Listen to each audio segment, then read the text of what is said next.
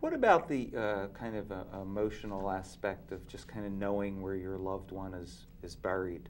Oh, okay, let me finish up this piece and I'll get right to that. Yeah. So then the next level of green cemetery is maybe there's a flat marker, maybe there's a flat stone marker with a name engraved, maybe not. Maybe there's native grasses or trees planted on that spot. And in fact, our idea is a memorial grove where trees are planted over bodies, and in the center of that grove there's a place where all the names of the people in that grove are. And so a place to sit and reflect and be with that being and that energy, but not necessarily where you know that Uncle Bill is over there, but that Uncle Bill was part of this grove. I mean, some places have the GPS thing where you can go right to where Uncle Bill is, not to get on Uncle Bill or anything, but what was that piece you said to me? I was talking about the emotional thing of wanting to know where your loved one is buried. Absolutely. You know, you go up and say, okay, this is where they are. I mean, sure. You know, both of my parents have side-by-side headstones, even though, you know. So then to further develop this green cemetery picture is a park, an actual park. Since there are no gravestones and mausoleums sticking up, there's actually a place to develop a park, picnic tables. Make it an inviting place where, as a sanctuary, maybe there's gardens, and then having bodies actually be there to help fertilize the earth and bring forth new life. Help, you know, become a native tree after you die. Help reforest the slopes of the mountain. So then we have open space. Then we have greenway. Then we have park. So rather than a cemetery currently a single use taking land out of the public domain, now we're talking about multi-use and in fact preserving land and keeping it in the public domain. The cemetery itself being the economic engine to support preserving open space, helping to regenerate and reforest parts of this island. So it's just it's a little bit of a shift in consciousness, not so different in a way. I'm just reflecting on what you're saying.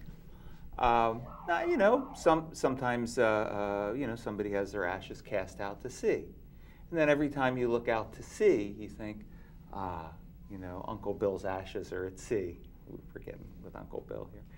Uncle Bill's ashes. You know, he's part of the Pacific Ocean. So in a way, it's like that. I'm just coming to terms with this a little as I'm talking to you. This is happening, and I'm just thinking, oh, okay, so rather than Steve maybe being part of the sea, because I think I'd rather be placed in the ground.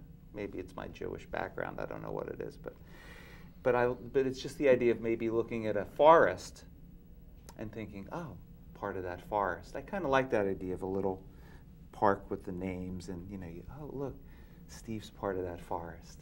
I like that. In America, cremation is on the rise. Yeah. More and more people want to be cremated. I think it's up to 40% in America. Wow. It's higher in Hawaii due to the Oriental population who are very familiar with cremation. In Marin County, it's 80%. Wow. Cremation's on the rise. I think that's actually going to change because, like I said, the current picture of being buried in a cemetery doesn't really make sense anymore. Right. It's expensive, and I mean, people are choosing cremation for one thing because it's less costly. I think this green burial movement is going to give people another way to view that whole piece. That's great. How did you become involved with Ram Dass? How did he become a part of this? Well, I'm familiar with Ram Dass's work for the last 40 years, read his books, been at some of his lectures. So he moves to Maui, and when he first moved to Maui, he had groups come. We went over and hung out with him. I mean, he opened his house one day a week. We'd go over and hang out with him, and there'd be teachings, there'd be music. And one day I said to the person who was kind of running the house, "Hey, I have a truck. I have time. I have tools. If you need any help with anything in the house, call me up." They called me up. I started going over there. Ram Dass wanted a way to roll himself out on a wheelchair without having to call somebody. He wanted to get out on his deck. I made him some ramps so he could get through his sliding glass doors easily. Do you do carpentry? I wouldn't call myself a carpenter. I do a lot of things, you know. So one day you know, there was Ram Dass, and I said, Ram Dass, you know, this is what I'm thinking about. This is the work I do. This is what I envision. And he said right away, he said, I want to help. I said, you want to help? Yeah, I want to help. In India, death is evident. And you come back to the West, and it's closed and black, and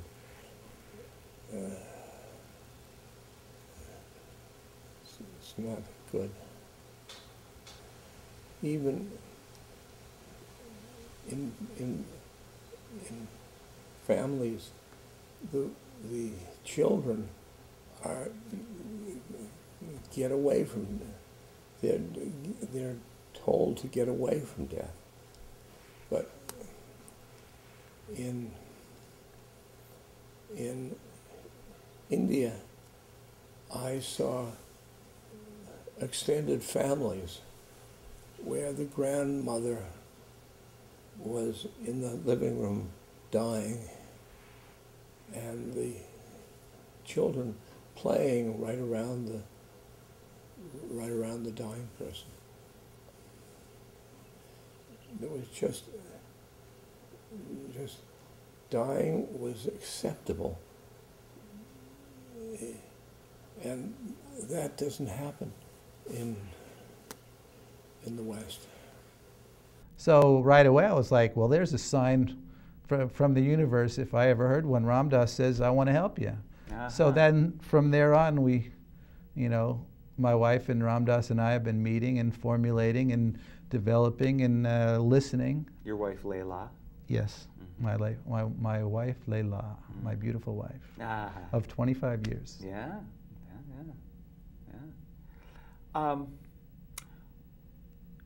You're actively looking for land and have some possible sites. We found a beautiful site.